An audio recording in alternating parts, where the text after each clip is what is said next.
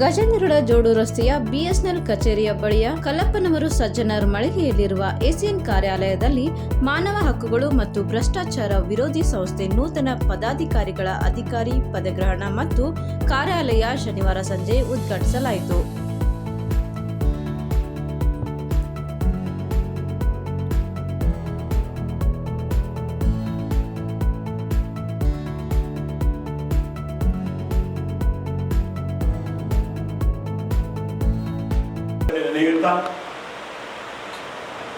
ಇಂದು ಮಾನವ ಹಕ್ಕುಗಳು ಮತ್ತು ಭ್ರಷ್ಟಾಚಾರ ವಿರೋಧಿ ಸಂಸ್ಥೆಯ ಉದ್ಘಾಟನಾ ಸಮಾರಂಭ ಹಾಗೂ ಅಧಿಕಾರಿಗಳ ಪದಗ್ರಹಣ ಸಮಾರಂಭಕ್ಕೆ ಆಗಮಿಸಿದಂಥ ನಮ್ಮೆಲ್ಲರ ಅಚ್ಚುಮೆಚ್ಚಿನ ನಾಯಕರು ಹಾಗೂ ಈ ಒಂದು ಸಂಸ್ಥೆಯ ರಾಷ್ಟ್ರೀಯ ಅಧ್ಯಕ್ಷರಾದಂಥ ಸನ್ಮಾನ್ಯ ಶ್ರೀ ಡಾಕ್ಟರ್ ಮೋಹನ್ ರಾವ್ ನಲವಡೆ ಅವರನ್ನು ತಮ್ಮೆಲ್ಲರ ಪರವಾಗಿ ಹಾಗೂ ಗಜೇಂದ್ರಗಡದ ಜನತೆಯ ಪರವಾಗಿ ಮನಪೂರ್ವಕವಾಗಿ ಹಾರ್ದಿಕವಾಗಿ ಸ್ವಾಗತಿಸುತ್ತೇವೆ. ಹಾಗೂ ಅವರಿಗೆ ನಮ್ಮ ನೂತನ ಪದಾಧಿಕಾರಿಗಳಿಗೆ ಪ್ರಮಾಣ ಪತ್ರ, ಗುರುತಿನ ಚೀಟಿ ವಿತರಣೆ ಮಾಡಿದ ಸಂಸ್ಥೆ ರಾಷ್ಟ್ರೀಯ ಅಧ್ಯಕ್ಷ ಡಾಕ್ಟರ್ ಮೋಹನ್ ರಾವ್ ನಲೋಡೆ ಮಾತನಾಡಿ, ಮಾನವ ಹಕ್ಕುಗಳ ರಕ್ಷಣೆ, ಭ್ರಷ್ಟಾಚಾರ ನಿರ್ಮೂಲನೆಗೆ ಎಲ್ಲರೂ ಪಣತೊಡಬೇಕು. ಸಮಾನ ನ್ಯಾಯ, ಘನತೆ ಮತ್ತು ಪಾರದರ್ಶಕ ಸಮಾಜ ನಿರ್ಮಾಣ ಅಗತ್ಯ.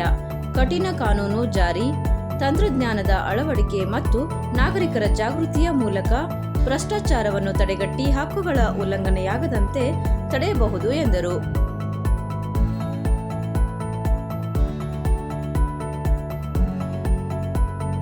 ಭ್ರಷ್ಟಾಚಾರ ವಿರೋಧಿ ಸಂಸ್ಥೆ ನವದೆಹಲಿ ಇದರ ಗದಗ ಜಿಲ್ಲೆಯ ಗಜೇಂದ್ರಗಡ ತಾಲೂಕಿನ ಈ ಒಂದು ಹೊಸ ಕಚೇರಿ ಆರಂಭಕ್ಕೆ ನಾನು ಬಂದಿರ್ತೀನಿ.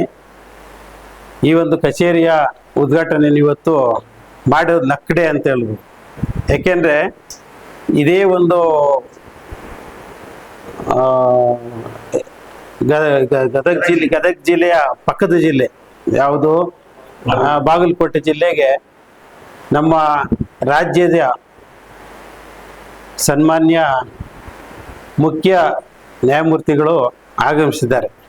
ಯಾಕೆಂದರೆ ಅವರು ಎಲ್ಲೂ ಆ ರೀತಿ ಯಾವುದೇ ಒಂದು ಸಭೆಗಳು ಅಥವಾ ಒಂದು ಜಿಲ್ಲೆಗೆ ಹೋಗೋದು ತುಂಬ ಕಷ್ಟ. ಆದ್ದರಿಂದ ಈಗ ಏನಾಗ್ತದೆ, ಮೊದಲು ರಾಜಕಾರಣಿಗಳು ಇರ್ಬೋದು ಅಥವಾ ಅಧಿಕಾರಿಗಳು ಎಲ್ಲ ಕಡೆ ಓಡಾಡ್ತಾರೆ, ಆದರೆ ಈ ನ್ಯಾಯಾಧೀಶರುಗಳು ಎಲ್ಲೂ ಹೋಗೋದಿಲ್ಲ. ಆದ್ದರಿಂದ ಈಗಿನ ನಮ್ಮ ಏನು ಕರ್ನಾಟಕ ರಾಜ್ಯ ಕಾನೂನು ಸೇವೆಗಳ ಪ್ರಾಧಿಕಾರ ಸುಮಾರು 28 ವರ್ಷ ನಡೀತಾ ಇದೆ, ಅದು ಜಾರಿಗೆ ಬಂದು. ಆ ಪ್ರಕಾರವಾಗಿ ಇವಾಗ ಎಲ್ಲೆಡೆನೂ ಪ್ರತಿಯೊಬ್ಬ ನಾಗರಿಕರು ಒಂದು ನ್ಯಾಯ ದೊರಕಿಸ್ಕೊಡ್ಬೇಕು.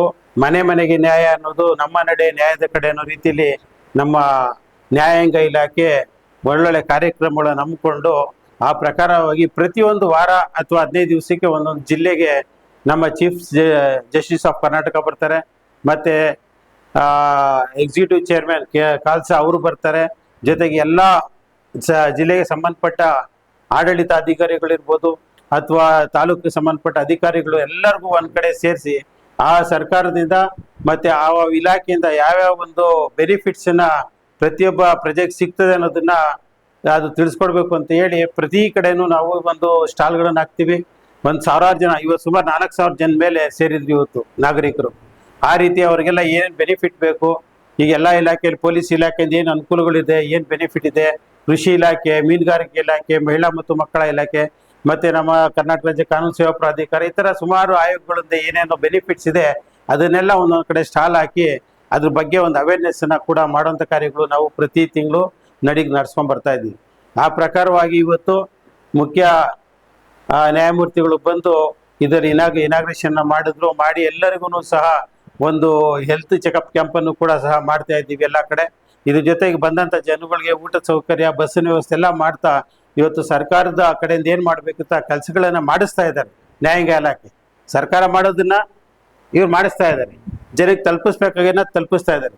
ಜೊತೆಗೆ ಏನು ಮಾಡ್ತಾ ಇದೆ, ಎಲ್ಲ LLB ಸ್ಟೂಡೆಂಟ್ಸು ಯಾವ ಕಾಲೇಜಲ್ಲಿದೆ, ನಮ್ಮ ಕರ್ನಾಟಕದಲ್ಲಿ 168 ಕಾಲೇಜೇನೋ ಲಾ ಕಾಲೇಜ್ ಇದೆ, ಆ ಸ್ಟೂಡೆಂಟ್ಗಳಿಗೆಲ್ಲ ತಗೊಂಡು ಪ್ರತಿಯೊಂದು ಹಳ್ಳಿಗೆ ಹೋಗ್ಬೇಕು, ಒಂದು ಫಾರ್ಮೆಟ್ ಮಾಡಿದ್ದೀವಿ. ಆ ಫಾರ್ಮೆಟ್ ಪ್ರಕಾರ ಪ್ರತಿಯೊಂದು ಹಳ್ಳಿಗೆ ಹೋಗಿ ಅವ್ರ ಮನೇಲಿ ಆಧಾರ್ ಕಾರ್ಡ್ ಇದೆಯಾ ಅಥವಾ ರೇಷನ್ ಕಾರ್ಡ್ ಇದೆಯಾ ಅಥವಾ ವೆಹಿಕಲ್ ಇದೆಯಾ, ಇನ್ಶೂರೆನ್ಸ್ ಇದೆಯಾ, DL ಇದೆ, ಪ್ರತಿಯೊಂದು ಒಂದು 27 ಪಾಯಿಂಟ್ ಹಾಕಿದ್ದೀವಿ. ಆ 27 ಪಾಯಿಂಟ್ನಲ್ಲಿ ಯಾವ್ದಿದೆ ಯಾವ್ದಿಲ್ಲ ಅನ್ನೋದನ್ನ ಅವ್ರು ರೆಕಾರ್ಡ್ ಮಾಡ್ಕೊಂಡು ಬರ್ತಾರೆ. ಅವ್ರಿಗೊಂದು ಎಕ್ಸ್ಪೀರಿಯನ್ಸ್ ಆಗುತ್ತೆ. ಯಾಕೆಂದ್ರೆ ಹಳ್ಳಿಲಿ ಜೀವನ ಯಾವ ರೀತಿ ಇದೆ, ಇಷ್ಟೆಲ್ಲ 75 ವರ್ಷ ಆದ್ರವ್ರಿಗೆ ಕಾನೂನು ಬಗ್ಗೆ ಅರಿವು ಇದೆಯಾ ಇಲ್ವಾ, ಅದು ಲಾ ಸ್ಟೂಡೆಂಟ್ ಗೊತ್ತಾಗ್ಬೇಕು. ಯಾಕೆಂದ್ರೆ ಅವ್ರು ಮುಂದೆ ನ್ಯಾಯಾಂಗ ಇಲಾಖೆಗೆ ಬರುವಂತ ಸ್ಟೂಡೆಂಟ್ಸು, ಅವ್ರಿಗೆ ಕರೆಕ್ಟಾಗಿ ಈಗ್ಲಿಂದಾನೇ ಅವ್ರಿಗೆ ಒಂದು ಬಂದೋಬಸ್ತಾಗಿ ಕಾನೂನು ಚೌಕಟ್ಟಲ್ಲಿ ಯಾವ ರೀತಿ ಇರಬೇಕು, ಕಷ್ಟ ಏನಿದೆ ಅದ್ರ ಬಗ್ಗೆ ಎಲ್ಲ ಹೇಳ್ಕೊಟ್ಟಾಗ ಅವ್ರು ಒಳ್ಳೆ ಒಂದು ಪ್ರಜೆ ಆಗ್ಲಿ ಅಂತ ಹೇಳಿ ಈ ಒಂದು ಕಾನ್ಸೆಪ್ಟ್ ಇಟ್ಕೊಂಡು ಮಾಡ್ತಾ ಇದೀವಿ. ಆ ಪ್ರಕಾರ ಎಲ್ಲ ಈ ಸ್ಟೂಡೆಂಟ್ಗಳು ಮತ್ತೆ ಕಾಲೇಜ್ ಸ್ಟೂಡೆಂಟ್ಗಳು ವರದಿನ ತಗೊಂಡ್ಬರ್ತಾರೆ. ಪ್ರತಿಯೊಂದು ಹಳ್ಳಿನಲ್ಲಿ ಸುಮಾರು ಬಂದ್ವಿ. ನಾವು ರಾಯಚೂರಲ್ಲಿ ಲಾಸ್ಟ್ ಟೈಮ್ ಮಾಡಿದ್ವಿ. 200 ಜನಕ್ಕೆ ಡೆತ್ ಸರ್ಟಿಫಿಕೇಟ್ ಇಲ್ಲ. ಎಲ್ಲಿ? ರಾಯಚೂರಲ್ಲಿ ಸಿಟಿ ಒಳಗಡೆ. 500 ಜನಕ್ಕೆ ಬರ್ತ್ ಸರ್ಟಿಫಿಕೇಟ್ ಇಲ್ಲ. ಇಷ್ಟೆಲ್ಲ ಮುಂದುವರೆದ್ರು. ದಿವಸ ಪೇಪರಲ್ಲಿ ಬರ್ತಾ ಇರ್ತದೆ, ಟಿವಿಲಿ ಬರ್ತಾ ಇರ್ತದೆ, ಎಲ್ಲಾ ಕಡೆ ಬಂದ್ರು ರಾಯಚೂರು ಸಿಟಿನಲ್ಲಿ 500 ಜನಕ್ಕೆ ಬರ್ತ್ ಸರ್ಟಿಫಿಕೇಟ್ ಇಲ್ಲ. 200 ಜನ ಸತ್ತಿದ್ದಾರೆ, ಮರಣ ಸರ್ಟಿಫಿಕೇಟ್ ತಗೊಂಡಿಲ್ಲ. ಇದರಿಂದ ಏನ್ ಸಮಸ್ಯೆ ಆಗ್ತದೆ ಅನ್ನೋದು ಅವ್ರಿಗೆ ಗೊತ್ತಾಗ್ತಾ ಇಲ್ಲ. ಆದ್ರಿಂದ ಅದೆಲ್ಲ ನೋಡಿ ನಮ್ಗೆ ಗೊತ್ತಾಗ್ತು. ಅದನ್ನ ಏನ್ ಮಾಡ್ತೀವಿ, ನಮ್ಮ DLS ಡಿಸ್ಟ್ರಿಕ್ಟ್ ಲೀಗಲ್ ಸರ್ವಿಸ್ ಅಥಾರಿಟಿಯಿಂದ ಕೊಟ್ಟು ಅಲ್ಲಿರುವಂಥ ಜಡ್ಜ್ಗಳ ಮೂಲಕ ಸಂಬಂಧಪಟ್ಟ ಇಲಾಖೆಗೆ ಅಪ್ಲಿಕೇಶನ್ ಫಾರ್ವರ್ಡ್ ಮಾಡಿ ಅದರಿಂದ ಏನು ಬೆನಿಫಿಟ್ ಬರಬೇಕಾಗಿತ್ತು ಯಾರ್ಯಾರಿಗೆ, ಅದೆಲ್ಲಾನು ಬೆನಿಫಿಟ್ ಅನ್ನ ಕೊಡಿಸ್ತಾ ಇದೀವಿ. ಅದು ಬೇಗ ಆಗುತ್ತೆ. ಈ ಒಂದು ಸರ್ಟಿಫಿಕೇಟ್ ತಗೋಬೇಕಾದ್ರೆ ಸುಮಾರು ತಿಂಗ್ಳುಗಟ್ಲೆ ಅಲಿಬೇಕು, ಜೊತೆಗೆ ದುಡ್ಡನ್ನು ಕೊಡಬೇಕು, ಲಂಚ ಕೇಳ್ತಾರೆ, ಇದೆಲ್ಲ ಸಮಸ್ಯೆ ಬರಲ್ಲ ಅಂತೇಳಿ ಇದನ್ನ ನಾವು ಒಂದು ಪ್ರೋಸೆಸ್ ಅಲ್ಲಿ ಮಾಡ್ತಾ ಇದ್ವಿ. ಇವತ್ತು ಯಾವುದೋ ಒಂದು ಗ್ಯಾಸ್ ಲೀಕೇಜ್ ಆಗಿ ಒಂದು ಡೆತ್ ಆಗಿ ಇನ್ನೊಬ್ರಿಗೆ ಸ್ವಲ್ಪ ಇದು ಅಪಘಾತ ಆಗಿತ್ತು. ಅವ್ರಿಗೂ ಕೂಡ ಅಲ್ಲಿ ಪ್ರಧಾನ ಸತ್ರ ನ್ಯಾಯಾಧೀಶರು ಏನ್ ಮಾಡಿದ್ದಾರೆ, ಸುಮೋಟೋ ಕೇಸ್ ಹಾಕೊಂಡು ಅದು ಅವ್ರ ಮೇಲೆ ಕೇಸ್ ಹಾಕಿ 5 ಲಕ್ಷ ರೂಪಾಯಿನ ಇವತ್ತು ಚೆಕ್ ರಿಲೀಸ್ ಮಾಡಿದ್ವಿ ಇವತ್ತು. ಆ ರೀತಿ ಅವ್ರು ಕೇಳಕ್ಕೆ ಗೊತ್ತಿಲ್ಲ, ಅವ್ರಿಗೆ ಏನ್ ಮಾಡ್ಬೇಕು ಅಂತ ದಾರಿ ಗೊತ್ತಿಲ್ಲ. ಅದನ್ನ ಈ ರೀತಿ ನಡೀತಾ ಇದೆ. ಮತ್ತೆ ಈ ನಡುವೆ ನೋಡ್ತಾ ಇದ್ದೀರಾ, ಈ ಉತ್ತರ ಕರ್ನಾಟಕದಲ್ಲಿ ಜಾಸ್ತಿ ಚೈಲ್ಡ್ ಮ್ಯಾರೇಜ್ ನಡೀತಾ ಇದೆ, ಮತ್ತೆ ಪೋಕ್ಸೋ ಜಾಸ್ತಿ ಆಗ್ತಾ ಇದೆ. ಇದ್ರ ಬಗ್ಗೆ ನಾವು ಸೌದತ್ತಿ ಕೊಪ್ಪಳ ಜಿಲ್ಲೆನಲ್ಲಿ ಒಂದು ತಿಂಗಳಿಂದ ಇದ್ರ ಬಗ್ಗೆ ಅವೇರ್ನೆಸ್ ಮಾಡಿದ್ವಿ. ಸುಮಾರು 150-200 ಕೇಸು ಗೊತ್ತಿದ್ದಂಗೆ ರಿಜಿಸ್ಟರ್ ಆಗ್ತಾ ಇದೆ. ಯಾವುದು? ಪೋಕ್ಸೋ ಅಂದ್ರೆ ಏನು ಅಂತಲೂ ಅರ್ಥ ಆಗ್ತಾ ಇಲ್ಲ. ಆ ಪೋಕ್ಸೋ ಆಗ ಅರ್ಥ ಆಗಲ್ಲ.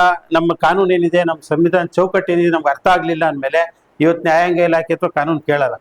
ನನಗೆ ಗೊತ್ತಿಲ್ಲ ಅಂದ್ರೆ ಮುಗೀತು ಅಲ್ವಾ? ನಮ್ಮ ಒಬ್ಬ ದೇಶದ ಪ್ರಜೆ ಆಗಿ ಇಲ್ಲಿನ ಕಾನೂನು ಬಗ್ಗೆ ಗೊತ್ತಿಲ್ಲ ಅಂದಮೇಲೆ ಯಾರು ನಿಮ್ಗೆ ಕ್ಷಮಿಸೋದಿಲ್ಲ. ನ್ಯಾಯಾಲಯನೂ ಕ್ಷಮಿಸೋದಿಲ್ಲ ಯಾರಿಗೂ. ಇಲ್ಲಿ ನಿನ್ ಕರ್ತವ್ಯ ಏನಿದೆ, ಇಲ್ಲಿ ಹುಟ್ಟಿ ಬೆಳೆದ ಮೇಲೆ ನನ್ನ ಕರ್ತವ್ಯ ಏನಿದೆ, ನಮ್ಮ ಕಾನೂನು ಇದೆ, ನನ್ನ ಹಕ್ಕುಗಳೇನಿದೆ ತಿಳ್ಕೊಬೇಕಾಗಿರೋ ಪ್ರತಿಯೊಬ್ಬ ಮಕ್ಕಳ ಕರ್ತವ್ಯ. ಅದಕ್ಕೆ ಹೇಳಿದೆ ನಾನು, ಕಾಶಿನಾಥ್ ಅವರ ಮಗನ ಬಾಪ, ಮುಂದಿನ ಪ್ರಜೆಗಳು ನೀವು ತಿಳ್ಕೊಬೇಕು. ಈಗ ನಾವೆಲ್ಲ ತಿಳ್ಕೊಂಡ್ರು ಏನು ಪ್ರಯೋಜನ ಆಗಲ್ಲ. ಆ ಮಕ್ಳು ತಿಳ್ಕೊಂಡಾಗ ಏನಾಗ್ತದೆ, ಇಂಥ ಸಭೆ ಸಮಾರಂಭಗಳಲ್ಲಿ ಪಾಲ್ಗೊಳ್ಬೇಕು ಮಕ್ಳುಗಳು, ಅವ್ರಿಗೊಂದು ಡೈವರ್ಷನ್ ಬರ್ತದೆ. ಯಾಕೆಂದ್ರೆ ಈ 18 ವರ್ಷದೊಳಗಡೆನೆ ಒಳ್ಳೆ ದಾರಿಗೆ ಹೋಗೋದು, ಕೆಟ್ಟ ದಾರಿಗೆ ಹೋಗೋದು. ಮಕ್ಳು ಹಿಡಿಯೋದೇ ಒಳ್ಳೆ ದಾರಿ, ಕೆಟ್ಟ ದಾರಿ ಯಾವಾಗ? 18 ವರ್ಷದೊಳಗಡೆನೆ. ಆದ್ರಿಂದ ಹೈಸ್ಕೂಲು ಮತ್ತೆ PUC ಒಳಗಡೆ ಇರೋಂಥ ಮಕ್ಕಳಿಗೆ ನಾವು ಇದನ್ನೆಲ್ಲ ಬೋಧನೆ ಮಾಡ್ತಾ ಇದೀವಿ. ಎಲ್ಲಾ ಕಡೆ ಮಾಡ್ತಾ ಇದೀವಿ, ಸ್ಕೂಲು ಕಾಲೇಜ್ನಲ್ಲಿ. ಯಾಕೆಂದ್ರೆ ಈಗ ಅವ್ರಿಗೆ ಸರಿ ದಾರಿಗೆ ತಂದ್ಬಿಟ್ರೆ ಈ 18 ವರ್ಷ ಆದ್ಮೇಲೆ ನಾವೇನೋ ಹಿಂದೆ ಹೋಗಂಗಿಲ್ಲ, ಅವರೇ ದಾರಿಯಲ್ಲಿ ಇರ್ತಾರೆ. ಈಗ ನಾವೇನೋ ಚೆನ್ನಾಗಿದ್ದಾರೆ, ಎಲ್ಲೋ ಹೋಗ್ತಾನೆ, ಫ್ರೆಂಡ್ ಜೊತೆ ಹೋಗ್ತಾನೆ, ಬರ್ತಾನೆ ಅಂತ ಹೇಳಿದ್ರೆ ಅವ್ನು ಯಾವ ಫ್ರೆಂಡ್ ಜೊತೆ ಹೋಗ್ತಾನೆ, ಅವ್ನು ಏನಾಗ್ತಾನೆ ಯಾರಿಗೂ ಗೊತ್ತಾಗಲ್ಲ. ಇವ್ ನೋಡಿ, ಎಷ್ಟೋ ಜನ ಮನೆಯಲ್ಲಿ ಹೆಣ್ಮಕ್ಳು ಅವರು ಲವ್ ಮಾಡಿ ಓಡೋದ್ಮೇಲೆ ಗೊತ್ತಾಯ್ತದೆ ಅಪ್ಪ ಅಮ್ಮಗೆ. ಅಷ್ಟು ನಂಬಿಕೆಯಿಂದ ಇರ್ತಾರೆ ಮಕ್ಳ ಮೇಲೆ. ಪೇರೆಂಟ್ಸು ನಂಬೋದೇ ಮಕ್ಳಿಗೆ. ಆ ಮಕ್ಳು ನಂಬಿಕೆ ಉಳಿಸ್ಕೋಬೇಕು. ಈಗೇನು ಈಗಿನ ಜನರೇಷನ್ ಉಳಿಸ್ಕೊಳ್ಳೋದು ಸುಮಾರು 50% ಕಡಿಮೆ ಆಗ್ಬಿಟ್ಟಿದೆ. ತಂದೆ ತಾಯಿ ಬೆಳೆಸ್ಬೇಕು, ಅವ್ರ ಕರ್ತವ್ಯ ಅಂತ ಹೇಳ್ತಾರೆ ಹೊರತು ಒಂದು ಸಂಬಂಧ ಅಂತ ಹೇಳೋ ರೀತಿಲಿ ಇಲ್ಲ ಮಕ್ಳು ಇವತ್ತು. ಆದ್ರಿಂದ ಅವ್ರಿಗೆಲ್ಲ ಒಂದು ದಾರಿಗೆ ತರಬೇಕು ಅಂತೇಳಿ ನಾವು ನ್ಯಾಯಾಲಯದಿಂದ ಎಲ್ಲ ಅಧಿಕಾರಿಗಳು ಸೇರಿಸ್ಕೊಂಡು ಇದೊಂದು ಪ್ರೋಗ್ರಾಮ್ ಮಾಡ್ತಾ ಇದ್ದೀವಿ. ಇವತ್ತು ಇಷ್ಟೆಲ್ಲ ನಾವು ಪ್ರೋಗ್ರಾಮ್ ಮಾಡಿದ್ರು, ಡೈಲಿ ನೋಡಿ ಒಂದು ಪ್ರೋಗ್ರಾಮ್ ಮಾಡಿರ್ತೀವಿ, ಇನ್ನೊಂದು ಯಾವತ್ತೋ ರೇಪ್ ಕೇಸ್, ಇನ್ನೊಂದು ಯಾವುದೋ ಪೋಕ್ಸೋ ಕೇಸ್, ಈ ರೀತಿನೇ ಬರ್ತಾವೆ. ಆದ್ರಿಂದ ಇದೆಲ್ಲ ನಾವು ಜನ ಎಚ್ಚೆತ್ಕೊಬೇಕು. ಯಾಕೆ ನಮ್ಮನೆ ಕರೆಕ್ಟ್ ಆಗಿರ್ಬೇಕು, ನಮ್ಮನೆ ಉಳಿಸ್ಕೊಬೇಕು. ಅವ್ರು ಯಾರ ಕರ್ತವ್ಯ? ನಮ್ಮ ಕರ್ತವ್ಯ. ನಾವು ಪೊಲೀಸ್ ಅವನೇ, ಇಲ್ಲಿ ಅಧಿಕಾರಿ ಅವನೇ, ಅವನವನೇ ಅಂತ ನಂಬ್ಕೊಂಡು ಈಗ ಜನ ಯಾವ ರೀತಿ ಏನಕ್ಕೆ ಈ ರೀತಿ ಕೇಸಸ್ಸು ಮತ್ತೆ ದಾರಿ ಬರ್ತಾ ಇದೆ ಅಂದ್ರೆ, ಪ್ರತಿಯೊಂದು ನಮ್ಮ ಡಿಪೆಂಡ್ ಆಗೋದೇ ಆದ್ಮೇಲೆ ಸರ್ಕಾರದ ಮೇಲೆ, ಪ್ರತಿಯೊಂದು ಸರ್ಕಾರದ ಮೇಲೆ. ಈಗ ಎಕ್ಸಾಂಪಲ್, ಈಗ ನಾವೇನೋ ಒಂದು ಮೊಬೈಲ್ ಇಟ್ಕೊಂಡು ಹೋಗ್ತೇವೆ, ನೆಗ್ಲಿಜೆನ್ಸಿ ಅಂತ ಇಟ್ಕೊಂಡು ಹೋಗ್ತೀವಿ. ಇಲ್ಲಿ ಕಳ್ಳರಿರ್ತಾರೆ, ಎಲ್ಲ ಕಾಮನ್. ಇವಾಗ ಕಳ್ಳರಿರೋದು ಅಥವಾ ದರೋಡೆ ಕೊರೋದು ಕಾಮನ್. ಆ ಹುಷಾರ್ತನ ಯಾರಿಗಿರ್ಬೇಕು? ನಮ್ಮೇಲೆ ಇರ್ಬೇಕು. ನಾವು ನನ್ನ ಮೊಬೈಲ್ ನಾನು ಬಿಗಿಯಾಗಿ ಇಟ್ಕೊಂಡು ಹೋಗ್ಬೇಕು, ಎಲ್ಲಿ ಮಾತಾಡೋದು. ಏನೋ ನೆಗ್ಲಿಜೆನ್ಸಿ ಮಾತ್ರ, ಯಾನೋ ಕಿತ್ಕೊಂಡು ಹೋದ ಮೋಟರ್ ವೆಹಿಕಲ್ ಬಂದು ಮುಗೀತು. ನೆಗ್ಲಿಜೆನ್ಸಿ ಯಾರ್ದು?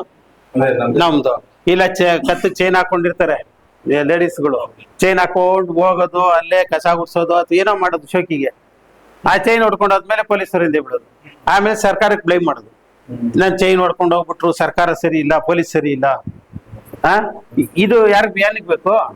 ಅದೇ ಒಂದು ಆಸ್ತಿ ಹಂಗೆ ಬಿಡ್ತಾರ ಆಸ್ತಿ ಕೋಟ್ಯಾಂತರ ರೂಪಾಯಿ ಬೆಳೆ ಬೀಳ್ತದೆ. ಹಂಗೆ ಯಾವ್ದೋ ಪತ್ರ ಹಂಗೆ ಬಿಸಾಕ್ ಬರ್ತಾರ, ನೆಗ್ಲಿಜೆನ್ಸಿ ಮನೆ ಪತ್ರ ಇಲ್ಲ ನೋಟ್ ಬಿಸಾಕಲ್ಲ. ಅದೇ ರೀತಿ ಇವೆಲ್ಲ ನೋಡ್ಕೊಬೇಕು, ಕರ್ತವ್ಯ ಅವ್ರದ್ದು, ಇದು ಹುಷಾರಾಗಿ ನೋಡ್ಕೊಬೇಕು. ಅದು ಅದೇ ರೀತಿ ಯಾವ ರೀತಿ ನೋಡ್ಕೊಳ್ತೀವಿ ವಸ್ತುಗಳು ಮಕ್ಳಿಗೆ ನೋಡ್ಕೊಳ್ತಾ ಇರ್ಬೇಕು. ಇವತ್ತು ಏನಾಗಿದೆ ಸಮಾಜದಲ್ಲಿ, ನಾನ್ ಮುಂದು ನೀನ್ ಮುಂದು, ನಾನ್ ಮೇಲು ಅನ್ಕೊಂಡು ಈ ಏನು ಕಾಂಪಿಟೇಷನ್ ಜೀವನ ಜಾಸ್ತಿ ಆಗಿದೆ. ಇಡೀ ಪ್ರಪಂಚದಲ್ಲಿ ಆಗ್ತದೆ, ಬರೀ ಇಂಡಿಯಾ ಒಂದೇ ಅಲ್ಲ. ಈ ಕಾಂಪಿಟೇಷನ್ ದುನಿಯಾ ನಡೆಸ್ತಾ ಇರೋದ್ರಿಂದ ಏನಾಗ್ತದೆ, ಸಾಲದ ಸುಳಿಗೆ ಸಿಗಾಕೊಂತಾರೆ. ಮತ್ತೆ ಅವನ ಕೆಪಾಸಿಟಿ ಎಷ್ಟಿರ್ತದೆ, ಈಗ ತಿಂಗಳಿಗೆ ಒಂದು 50,000 ಸ್ಯಾಲ್ರಿ ತಗೊಂತಾನೆ. ಅವ್ನು 50,000 ಸ್ಯಾಲ್ರಿ ತಗೊಳ್ಳೋದು ಮುಗೀತಷ್ಟೇ. 50,000ದಲ್ಲಿ ಮನೆ ಬಾಡಿಗೆ ಇದ್ರೆ ಬಾಡಿಗೆ ಖರ್ಚು ಎಲ್ಲ ಒಂದು 25,000 30,000 ಹೋದ್ರು ಮಕ್ಳು ಫೀಸ್ ಇರ್ತದೆ. ಆ ಲೆವೆಲ್ಗೆ ಒಂದು ತಿಂಗಳಿಗೆ 2,000 ಫೀಸ್ ಕಟ್ತೀನೋ, 3,000 ಬಟ್ಟೆಗೋ ಅಂದ್ಕೊಂಡು ಆ ಲೆವೆಲಲ್ಲಿ ಅವನು 50,000ದಲ್ಲೇ ಮೇಂಟೈನ್ ಮಾಡ್ಕೊಂಡ್ರೆ ಸಾಲ್ಗಾರನೂ ಆಗಲ್ಲ. ಈ ಓವರ್ ಟೆನ್ಷನ್ಗೆ ಯಾವುದೋ ಕಾಯಿಲೆನೂ ಬರಲ್ಲ. ಅವ್ರೇನ್ ಮಾಡ್ತಾರೆ, ಪಕ್ಕದಲ್ಲಿ ಈಗ ಅಕ್ಕ ತಂಗಿ ಮದುವೆ ಆಗಿರ್ತಾರೆ, ತಂಗಿ 50,000 ನನ್ಗೆ ಇನ್ಕಮ್ ನಮ್ಮ ಯಜಮಾನ್ರಿಗೆ, ಅವ್ರ ತಂಗಿ ಅದೃಷ್ಟ ಚೆನ್ನಾಗಿ 1 ಲಕ್ಷ ಇರ್ತದೆ.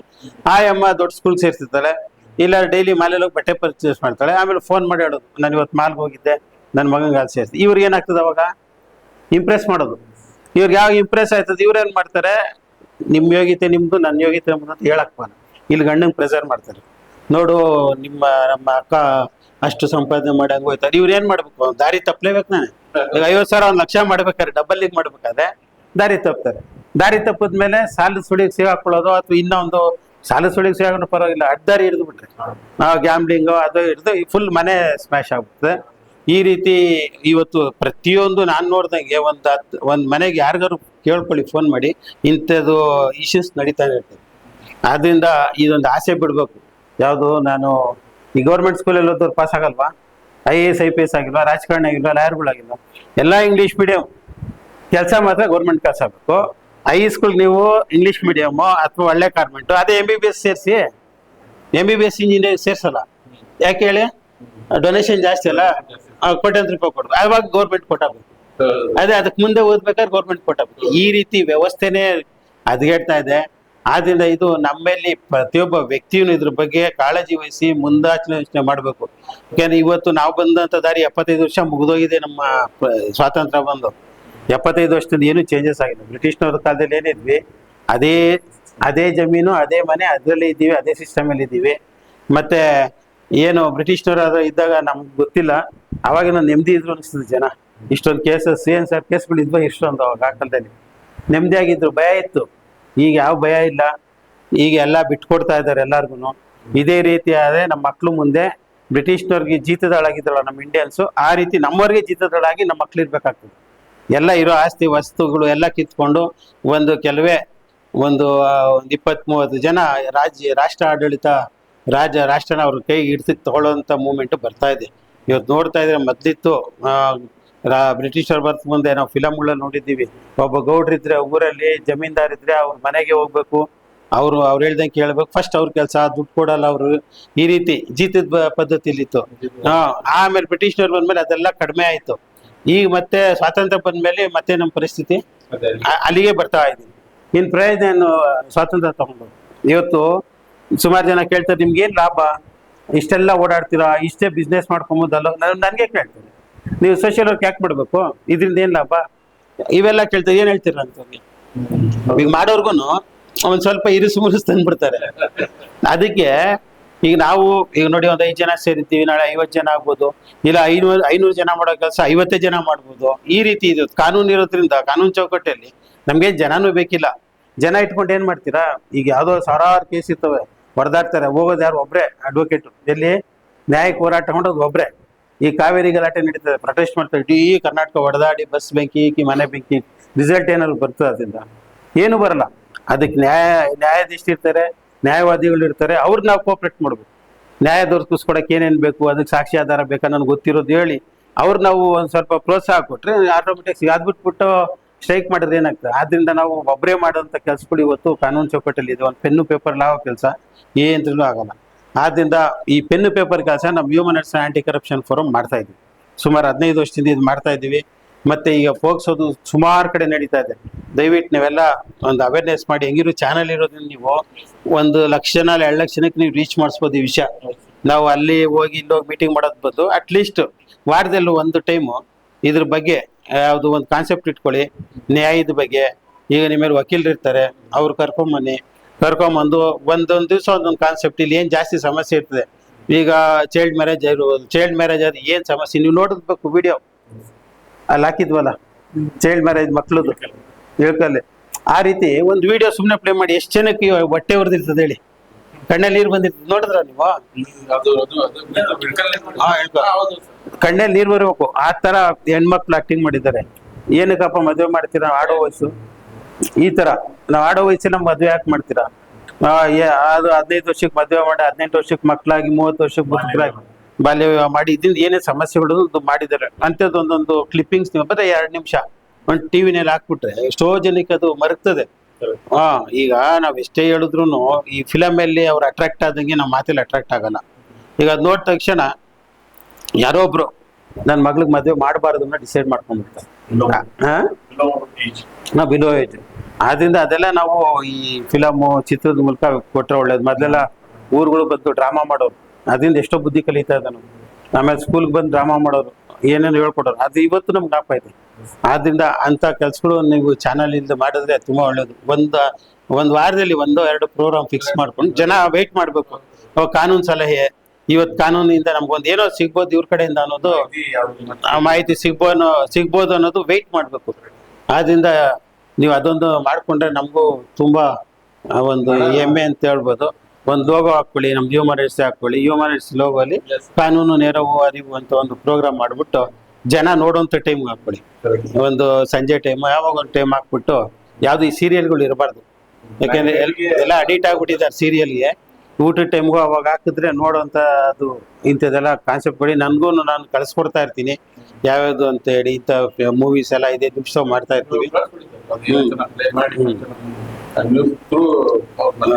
ಅದನ್ನ ಮಾಡಿ ಆಮೇಲೆ ನೀವು ಇದು ಕಾನೂನು ಸೇವೆಗಳ ಪ್ರಾಧಿಕಾರ ಇದೆ, ಅದು ಸುಪ್ರೀಂ ಕೋರ್ಟ್ ಇಂದ ಹೈಕೋರ್ಟ್ ಇಂದ ಮತ್ತೆ ನಿಮ್ಮ ಗಜೇಂದ್ರಗಡ ಕೋರ್ಟ್ ವರ್ಗು ಈ ಕಮಿಟಿಗಳು ಎಲ್ಲಾ ಕೋರ್ಟಲ್ಲೂ ಇದೆ. ಎಲ್ಲಾ ಕೋರ್ಟ್ ಕಾಂಪ್ಲೆಕ್ಸ್ ಅಲ್ಲಿ ಒಂದು ಬೋರ್ಡ್ ಇರ್ತದೆ, ಕಾನೂನು ಸೇವಾ ಸಮಿತಿ.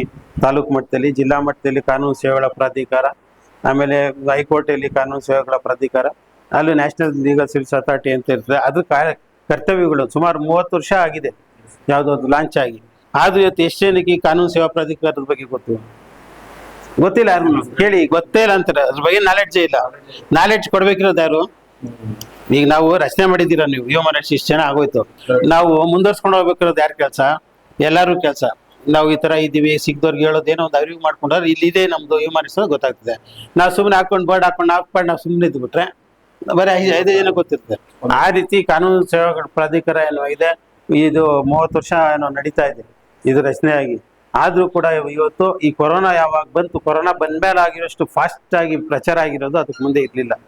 ಅದು ಅಡ್ವೊಕೇಟ್ಸ್ ಬಿಟ್ರೆ ಇನ್ಯಾರಿಗೂ ಅದ್ರ ಬಗ್ಗೆ ಗೊತ್ತಿಲ್ಲ, ಅದರಿಂದ ಏನ್ ಸೌಕರ್ಯ ಅಂತ ಗೊತ್ತಿರಲಿಲ್ಲ. ಇದ್ರ ಬಗ್ಗೆ ನಮ್ಗೆ ಅರವಿಂದ್ ಕುಮಾರ್ ಅಂತ ಸುಪ್ರೀಂ ಕೋರ್ಟ್ ಜಸ್ಟಿಸ್ ಇದ್ದಾರೆ, ಅವರು ಮತ್ತೆ ಓಕಾ ಅವರು ಇದ್ರು ನಮ್ಮ human rights aunty corruption forum. ಅವ್ರ ಜೊತೆಗೆ ತಗೊಂಡು ನೀವೆಲ್ಲಾ ಕಡೆ ಅವೇರ್ನೆಸ್ ಮಾಡಿ ನಮ್ಮ ಈ ಯಾವುದು ಲೀಗಲ್ ಸರ್ವಿಸ್ ಅಥಾರಿಟಿ ಬಗ್ಗೆ ಅಂತ ನಮ್ಗೆ ಹೇಳಿದ್ರು. ಅವಾಗಿಂದ ನಾವು ಪ್ರತಿಯೊಂದು ಹಳ್ಳಿಗಳಲ್ಲೂ ಕೂಡ ಇದ್ರ ಅವೇರ್ನೆಸ್ ಮಾಡಕ್ ಸ್ಟಾರ್ಟ್ ಮಾಡಿದ್ವಿ. ಇದಕ್ ಮುಂಚೆ ಸುಮಾರು ಬಂದ್ರೆ ಕಂಪ್ಲೇಂಟ್ಸೇ ಬರ್ತಾ. ಈಗ ಬೆಂಗಳೂರು ಸಿಟಿ ಕೋರ್ಟಲ್ಲಿ ಇದಕ್ಕೆ ಲೀಗಲ್ ಸರ್ವಿಸ್ DLS ಗೆ ಒಂದು 5 ಕೇಸು 10 ಕೇಸು ಬರ್ತಾನೆ ಇರಲಿಲ್ಲ ಒಂದು ವಾರಕ್ಕೂ. ಯಾರಿಗೂ ಗೊತ್ತೇ ಇಲ್ಲ, ಏನ್ ಕೂತ್ಕೊಳ್ಬೇಕು. ಇದು ಕೊರೋನಾ ಟೈಮಲ್ಲಿ ನಾವು ಅವೇರ್ನೆಸ್ ಮಾಡಿದ್ವಿ, ಆಮೇಲೆ ಲೋಕ ಅದಾಲತ್ ನಡೆಸಿ ಇದನ್ನ ಮಾಡಿದ್ವಿ. ಇದೆಲ್ಲ ಕಡೆ ನಮ್ಮ ಹ್ಯೂಮನ್ ರೈಟ್ಸ್ ಕಮಿಟಿ ಎಲ್ಲ ಮೆಂಬರ್ಸ್ ಎಲ್ಲ ಕಡೆ ಯಾವಾಗ ಪ್ರಚಾರ ಮಾಡಿದ್ರು, ನಮ್ಮಲ್ಲಿ ಫ್ರೀ ಅಡ್ವೊಕೇಟ್ ಕೊಡ್ತೀವಿ, ಮತ್ತೆ ಕೋರ್ಟ್ ಫೀಸ್ ಫ್ರೀ ಇದೆ, ಮತ್ತೆ ಇಷ್ಟು ಬೆನಿಫಿಟ್ ಇದೆ ಅಂತ ಎಲ್ಲ ಕಡೆ ಆಟೋಗಳು ಮಾಡ್ಕೊಂಡು ಅನೌನ್ಸ್ ಮಾಡಿದ್ರು. ಅವರು ರಾಜನ್ ಕಾರ್ಗಳಲ್ಲಿ ಮೈಕ್ ಹಾಕೊಂಡು ಅನೌನ್ಸ್ ಮಾಡಿದ್ರು. ಈ ಥರ ಎಲ್ಲ ಯಾವಾಗ ಪ್ರಚಾರ ಮಾಡಿದ್ರು ಲೀಗಲ್ ಸರ್ವಿಸ್ ಅಥಾರಿಟಿ ಬಗ್ಗೆ ಜನಕ್ಕೆ ಗೊತ್ತಾಯ್ತು. ಆಮೇಲೆ ಹ್ಯಾಂಡ್ ಬಿಲ್ಸ್ ಹಂಚೋದು, ಊರಿಗೆ ಹೋಗೋದು, ಡೈರಿ ಓಪನ್ ಟೈಮ್ ಕೊಡೋದು. ಆವಾಗ ಹಂಗೂ ಜನ ಹೇಳೋರು ಇದು ನಂಬೋದಾ ಅಂತಾರೆ. ಯಾವುದು ಫ್ರೀ ಲಾಯರ್ ಕೊಟ್ರೆ ಯಾರು ನಂಬ್ತಾರೆ ಅಂತಾರೆ. ಆಮೇಲೆ ನಾವು ದುಡ್ಡು ಕೊಡೋ ಲಾಯರ್ ಏನೇ ಸರಿಯಾಗಿ ಕೇಸ್ ನಡೆಸಲ್ಲ, ಫ್ರೀ ಲಾಯರ್ ಏನ್ ನಡೆಸ್ತಾರೆ. ಇದು ಕಥೆಗಳು ನೋಡಿ. ಬೆನಿಫಿಟ್ ಬಗ್ಗೆ ನಮ್ಮಲ್ಲೆಲ್ಲ ನೆಗೆಟಿವ್ ಥಿಂಕಿಂಗ್ ಜಾಸ್ತಿ ನಮ್ಮ ಜನದಲ್ಲಿ, ಪ್ರತಿಯೊಂದಕ್ಕೂ ನೆಗೆಟಿವ್ ಥಿಂಕಿಂಗ್. ಏನ್ ಗ್ಯಾರಂಟಿ ಈ ರೀತಿ ವಾದ ಮಾಡ್ತಾರೆ ನಮ್ಗೆ. ಆ ರೀತಿ ಮಾಡಿ ಇವತ್ತೇನಾಗಿದೆ, ಇವತ್ತು ಬೆಂಗಳೂರಲ್ಲಿ ಒಬ್ರು ಜಡ್ಜ್ ಸಾಕಾಗ್ತಾ ಇಲ್ಲ ಕೆಲಸ ಮಾಡಕ್ಕೆ, 2-3 ಬೇಕು ಆ ಪರಿಸ್ಥಿತಿ ಇದೆ. ಪ್ರತಿ ತಾಲೂಕಲ್ಲೂ ಕೂಡ ಜನ ಒಬ್ರಿಗೆ ಬೆನಿಫಿಟ್ ಸಿಗ್ತದೆ, ಊರು ತುಂಬಾ ಹೇಳ್ತಾರೆ, ಸಿಗ್ಲಿಲ್ಲ ಅಂದ್ರೆ ತಾಲೂಕು ತುಂಬಾ ಹೇಳ್ತಾರೆ. ಅದ್ರಲ್ಲಿ ಫಾಸ್ಟ್ ಆಗಿ ಹೇಳ್ತಾರೆ. ಹಂಗೆ ಬೆನಿಫಿಟ್ಸ್ ಸಿಗ್ತಾ ಇದೆ, ಫ್ರೀ ಅಡ್ವೊಕೇಟ್ ಕೊಡ್ತಾ ಇದ್ದಾರೆ. ₹1 ಅವ್ರು ₹1 ಖರ್ಚು ಮಾಡೋಂಗಿಲ್ಲ, ಕೋರ್ಟ್ ಫೀಸ್ ಕೊಡೋಂಗಿಲ್ಲ. ಈಗ ನಿಮ್ಗೆ ಯಾಕೆ ಬೇಡ, ಅದು ಬೇಡ ಅಂತಾರ? ಇಲ್ಲ, BPL ಕಾರ್ಡ್ ಅಂತ ಇಲ್ಲ. ಒಟ್ಟು ಇನ್ಕಮ್ 3 ಲಕ್ಷದ ಒಳಗಡೆ ಇರ್ಬೇಕು. ಜನರಲ್ ಕ್ಯಾಟಗರಿ ಹೇಳಿದ್ದು 3 ಲಕ್ಷದ ಒಳಗಡೆ ಆದಾಯ ಇರಬೇಕು. 3 ಲಕ್ಷದ ಒಳಗಡೆ ಆದಾಯ ಇದ್ರೆ ಅಂಥವ್ರಿಗೆ ಫ್ರೀ ಆಗಿ ಅಡ್ವೊಕೇಟು. ಎಲ್ಲಾ ಮಹಿಳೆಗೆ ಯಾವ್ದು ಆದಾಯದ ಇನ್ಕಮ್ ಪ್ರೂಫ್ ಬೇಕಿಲ್ಲ. ಯಾವುದೇ ಜಾತಿ ಆಗಿರ್ಬೋದು, ಯಾವುದೇ ಕುಲ ಆಗಿರ್ಬೋದು, ಆ ಮಹಿಳೆಯರು ಕೂಡ ಇದು ಫ್ರೀ ಅಡ್ವೊಕೇಟ್ ಕೊಡ್ತಾರೆ ಅಪ್ ಟು ಸುಪ್ರೀಂ ಕೋರ್ಟ್. ಆಮೇಲೆ SC ST, ಆಮೇಲೆ ಅಂಗವಿಕಲರು, ಕಾರ್ಮಿಕರು, ಮಕ್ಕಳು, ಇಷ್ಟು ಜನಕ್ಕೆ ನೀವು ಏನು ಬೇಕಿಲ್ಲ, ಒಂದು ಅಪ್ಲಿಕೇಶನ್ ಆನ್ಲೈನಲ್ಲಿ ಹಾಕಿದ್ರು ನಂದು ಇಂಥ ಕೇಸ್ ನಂಬರ್ ಇದೆ ಹಿಂಗೆ ಅಂದರೆ ಇಮಿಡಿಯೇಟ್ ಫೋನ್ ಮಾಡ್ತಾರೆ. ನೀವು ಫೋನ್ ಮಾಡಿ ಯಾರು ಬೇಕು ಅಡ್ವೊಕೇಟ್ ಕೊಡ್ತಾರೆ. ಆ ರೀತಿ ಪ್ರಾವಿಷನ್ ಇದು ಈಗಿಂದಲ್ಲ, 30 ವರ್ಷದಿಂದ ಇದೆ.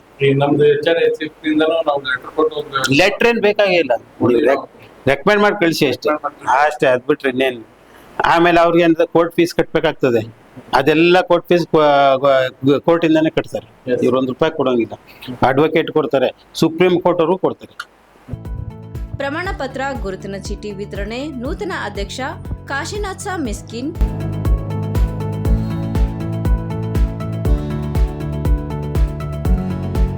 ಉಪಾಧ್ಯಕ್ಷ ರಾಘವೇಂದ್ರ ಸಾ ಮಿಸ್ಕಿನ್,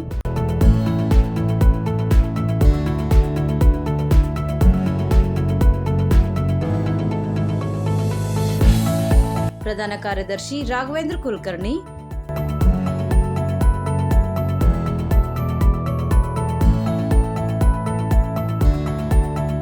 ಕಾನೂನು ಸಲಹೆಗಾರ ವಕೀಲ ರವಿ ಬಡ್ಗೇರ್,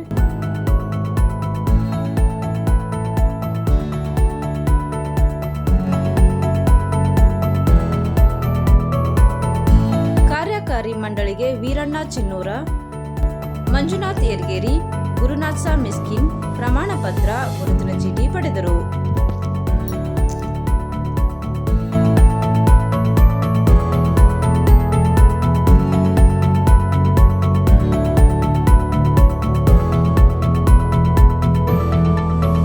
ಡಾಕ್ಟರ್ ಮೋಹನ್ ರಾವ್ ನಲವಡೆ, ರಾಷ್ಟ್ರೀಯ ಅಧ್ಯಕ್ಷರು, ಮಾನವ ಹಕ್ಕುಗಳು ಮತ್ತು ಭ್ರಷ್ಟಾಚಾರ ವಿರೋಧಿ ಸಂಸ್ಥೆ, ದೆಹಲಿ. ಇವರು ಗಜೇಂದ್ರ ನಗರಕ್ಕೆ ಬಂದು ತಾಲೂಕಾ ಘಟಕ ಉದ್ಘಾಟನೆ ಮಾಡಿ ಈ ಒಂದು ಗಜೇಂದ್ರ ಭಾಗದಲ್ಲಿ ಮಾನವ ಹಕ್ಕುಗಳು ಯಾವ ರೀತಿ ಇರಬೇಕು, ಭ್ರಷ್ಟಾಚಾರ ಯಾವ ರೀತಿ ನಿರ್ಮೂಲನೆ ಆಗಬೇಕು ಅಂತ ತುಂಬಾ ಮಾಹಿತಿಯನ್ನ ನೀಡಿದ್ದಾರೆ. ಇವರಿಗೆ ನಮ್ಮ ಗಜೇಂದ್ರಗಢದ ಪರವಾಗಿ ಹಾಗೂ ನಮ್ಮೆಲ್ಲರ ಇಲ್ಲಿ ಸ್ನೇಹಿತರ ಬಳಗ ಪರವಾಗಿ ಹಾರ್ದಿಕ ಅಭಿನಂದನೆಗಳನ್ನ ಸಲ್ಲಿಸುತ್ತೇನೆ. ಒಂದು ಎಕ್ಸಾಂಪಲ್ ಹೇಳಿ ಮುಗಿಸ್ತೇನೆ. ಭ್ರಷ್ಟಾಚಾರ ಎಂದು ನಿರ್ಮೂಲನೆ ಮಾಡಕ್ ಆಗಲ್ಲ ಅಂತ ನನ್ನ ಭಾವನೆ. ಒಂದು ಎಕ್ಸಾಂಪಲ್ ಹೇಳ್ತೇನೆ, ಅದರ ಮೇಲೆ ನಾವು ತಿಳ್ಕೊಬಹುದು. ಅದು ನನ್ನಿಂದಲೇ, ನಮ್ಮ ಮನೆಯಿಂದಲೇ ಪ್ರಾರಂಭ ಆಗುತ್ತೆ. ಹೇಗೆ ಅಂದ್ರೆ, ಒಂದು ಶಾಲೆಯ ಮುಖ್ಯೋಪಾಧ್ಯಾಯರು ಶಾಲೆಯ ಲಾಸ್ಟ್ ಒಂದೇ ನಿಮಿಷ ಸರ್, ಆಯ್ತು, ಒಂದೇ ನಿಮಿಷ ಬೇಗ ಹೇಳ್ತೀನಿ ಸರ್. ಹೌದಾ ಸರ್? ಸರಿ, ಒಂದೇ ನಿಮಿಷ ಹೇಳ್ತೀನಿ ಸರ್. ಶಾಲೆಯ ವಾರ್ಷಿಕೋತ್ಸವ ಸಮಾರಂಭ ಇರುತ್ತೆ. ಅದರ ಒಂದು ಫೋಟೋ ಸೆಷನ್ ಇರುತ್ತೆ. ಫೋಟೋ ಸೆಷನ್ ಮಾಡ್ತಾರೆ. ಮಾಡಾದ್ಮೇಲೆ ಆ ಫೋಟೋಗ್ರಾಫರ್ನ ಮುಖ್ಯೋಪಾಧ್ಯಾಯ ಕರೀತಾನೆ. ಎಷ್ಟು, ಒಂದು ಫೋಟೋಗೆ ಎಷ್ಟು ಅಂತ ಕೇಳ್ತಾನೆ. ಒಂದು ಫೋಟೋಗೆ ಅವನು ₹20 ಅಂತ ಹೇಳ್ತಾನೆ. ಅಂದಾಗ ನೋಡ್ರಿ, ನಮ್ಮ ಹುಡುಗರು ಭಾಳ ಬಡವರು ಅದಾರ, ₹10 ತಗೋರಿ ಅಂತ ಹೇಳ್ತಾನ. ಆಯ್ತ್ರಿ, ನೀವು ಹೇಳಿದ್ಮ್ಯಾಗ್ರಿ ಆಯ್ತು ಅಂತ ₹10 ತಗೊಂತಾನ. ಅವ ಮುಖ್ಯೋಪಾಧ್ಯಾಯ ವಿದ್ಯಾರ್ಥಿ ಕಡೆ ಹೋಗಿ, ಮಕ್ಕಳೇ ನಿಮ್ಮ ಗ್ರೂಪ್ ಫೋಟೋ ಬೇಕಂದ್ರೆ ಎಲ್ಲರೂ ₹20 ನಾ ತರಬೇಕು ಅಂತ ಹೇಳ್ತಾನೆ. ಆ ಮಗು ಮನೆಗೆ ಹೋಗಿ, ಮಮ್ಮಿ ಗ್ರೂಪ್ ಫೋಟೋ ಬೇಕಾಗೈತಿ, ₹50 ಹೇಳ್ಯಾರ ಅಂತ ಹೇಳ್ತಾನೆ. ಮರುದಿನ ರಾತ್ರಿ ಹುಡುಗನ ತಂದೆ ಬರ್ತಾನೆ. ಅವಳ ಹೆಂಡತಿ ಕೇಳ್ತಾಳೆ, ಇಲ್ರಿ ಮತ್ತೆ ಹುಡುಗ ನಿನ್ ಗ್ರೂಪ್ ಫೋಟೋ ತೋರಿಸಾನ ಅಂತ ₹100 ಕೊಡ್ಬೇಕಂತ. ಇಲ್ಲಿ ಆ ಮನೆಯ ಮಾಲಕ ₹100 ಕೊಟ್ಬಿಡ್ತಾನೆ. ಅದು ಹಂಚಿಕೆ ಹೆಂಗಾಗುತ್ತೆ? ₹100 ಕೊಟ್ಟಲ್ಲೇ ಅವ್ನು ₹50 ತಗೊಂತಾನೆ, ಇಲ್ಲಿ ₹30 ತಗೊಂತಾನೆ, ಇಲ್ಲಿ ₹20 ತಗೊಂತಾನೆ, ₹10 ಯಾರಿಗೆ ಮುಟ್ಟುತ್ತೆ?